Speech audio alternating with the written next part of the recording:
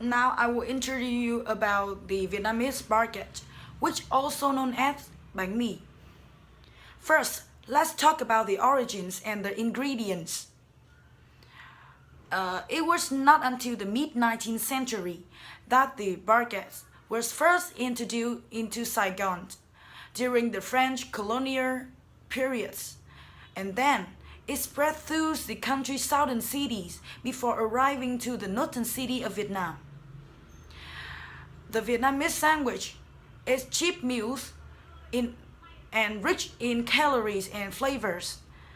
Nowadays, it's become a popular street food, which also represents for Vietnamese cuisines.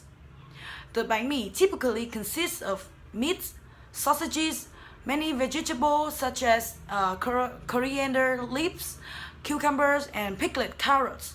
Some places they added some butters and mayonnaise and chili sauces, depends on the customer appetite.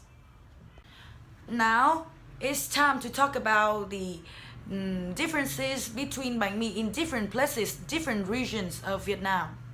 First, let me compare the bánh mì in Saigon to bánh mì in Hanoi. With some people who don't often eat Vietnamese baguettes, find it difficult to distinguish the bánh mì in Saigon and Hanoi.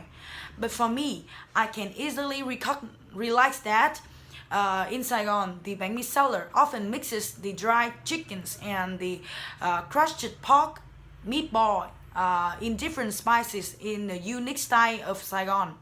But in Hanoi, the bánh mì is much more simple.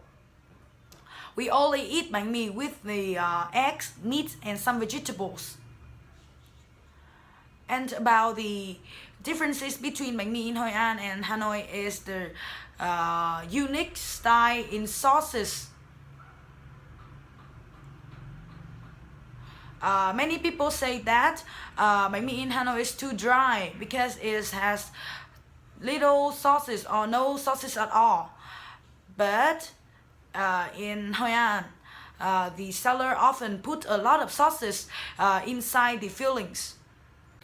Although there are some small differences between bánh mì in each regions, but I think if there is a chance, you will give 3 of them a test to find out the differences between these Vietnamese baguette in your own ways.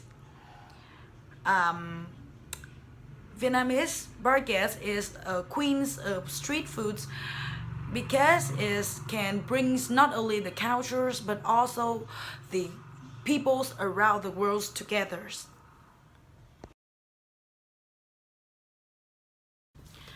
I have heard many stories from my dad about the difficult situations that the previous generations had to suffer from during the French colonial periods.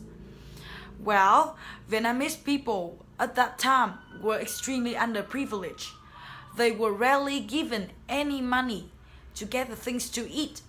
Their main foods were the sweet potatoes, corn, and peanuts, which were always available in their gardens.